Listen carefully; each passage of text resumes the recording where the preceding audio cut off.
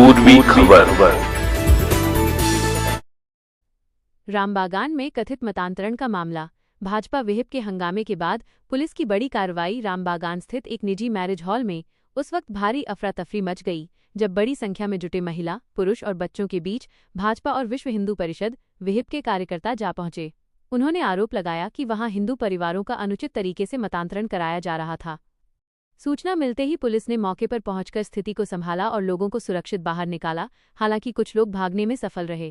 जांच में जुटी पुलिस मानसिक शांति और सेहत का दिया जा रहा था झांसा। मामले की गंभीरता को देखते हुए पुलिस ने कई पुरुषों और महिलाओं को पूछताछ के लिए हिरासत में लिया है।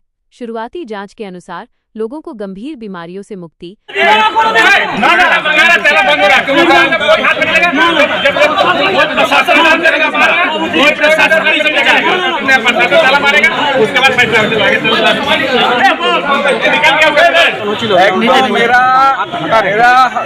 सब समय असहाय मानुष যাদের ঘরের মধ্যে অসুবিধা আছে সেই বিষয়গুলো দেখে টার্গেট করে সেরকম লোককে নিয়ে আসে।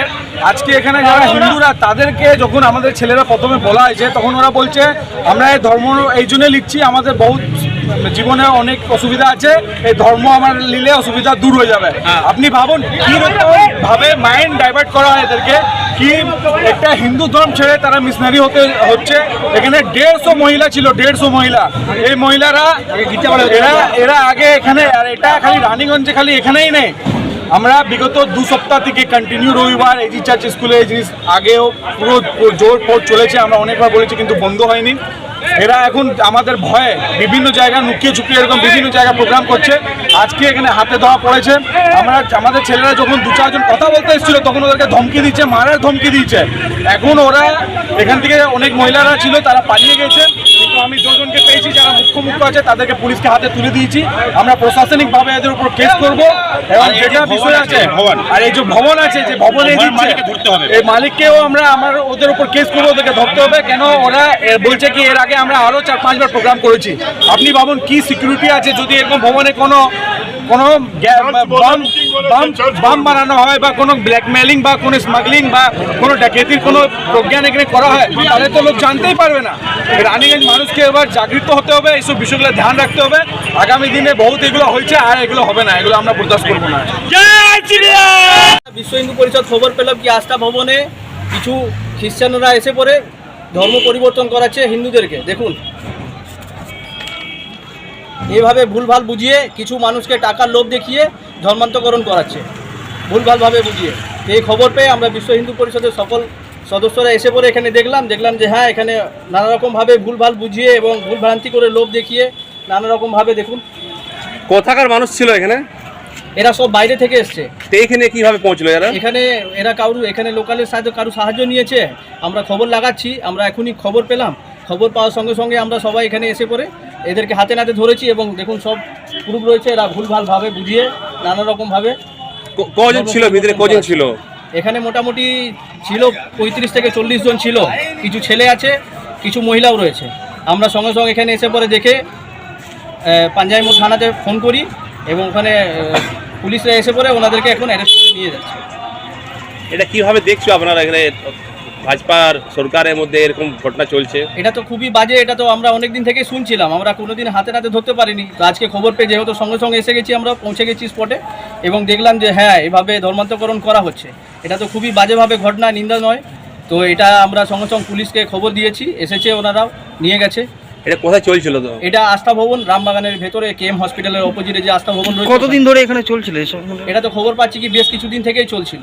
আচ্ছা, আস্থা ভবনের মালিক জানে না এরকম ঘটনা চলছে? এরকম জানা তো উচিত, যেহেতু উনি ভাড়া দিয়েছেন তো ওনাকে তো খবর রাখা উচিত। এবারে ওনারও সঙ্গে আমরা কথা বলবো এবং পুলিশকেও জানিয়েছি এই ব্যাপারে ছানবিন করার জন্য।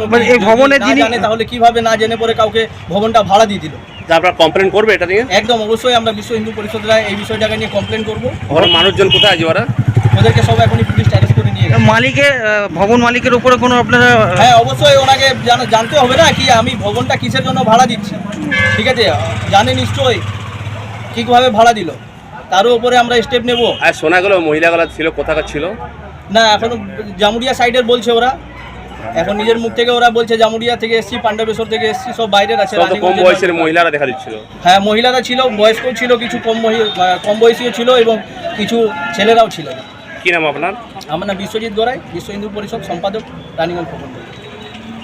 আর রানীগঞ্জে এরকম যদি কেউ ক্ষমতা দেখায় আর এরকম যদি কাজ কেউ করে ওদেরকে একদমই ছাড় পাবে না। যে ভবনের মালিক, যে ভবনের ম্যানেজার, ওকে ইমিডিয়েট অ্যারেস্ট করতে হবে। 4 বার করে যদি এই ভবনে এরকম কাজ হচ্ছে, ওরা কি সাহসে এত বড় এটা ওদের জায়গা দিয়েছে। আর ওরা যদি সম্মিলিত আছে ওদের এখন ব্যবস্থা করে নেওয়া হবে। আর যেগুলো ধরা পড়েছে ওরা আমরা এমনি ছাড়বো না। ওরা যদি ভাবে কি হিন্দু ধর্মের এরকম করে লোককে মানে টাকা পয়সা আর এইসব গরিব মানুষদেরকে এই করে চেঞ্জ করাবে, তো এইসব আর এই সরকারি চলবে না। এই যতগুলো যে করেছে তার ব্যবস্থা আজকেই নেওয়া হবে। আর এখনই ওই ভবনটাকে সিল করতে হবে, সিজ করতে হবে। এটা যখন অবধি পুরোপুরি ব্যবস্থা হবে না তখন দাদা কি প্রলোভন দেখানো হচ্ছিল? একদমই এই গরিব মানুষকে, অসহায় মানুষকে টাকা পয়সা লোভ দেখিয়ে এই যে এইভাবে যে ধর্ম নিয়ে খেলা হচ্ছে, এই খেলাটা রানীগঞ্জে হবে না। রানীগঞ্জে পশ্চিমবাংলে হবে না, চলবে না এখানে। আর যে এর পিছনে আছে তাদেরকে আমরা বার করে এখন সব ব্যবস্থা করবো। দেখে নিবে কি এখন কি ওর ব্যবস্থা হচ্ছে। हमारे चैनल को लाइक शेयर सब्सक्राइब करना ना भूलें और बेल आइकन को दबाना ना भूलें और देखते रहें पूर्वी खबर। पूर्वी खबर, नजर सब पर।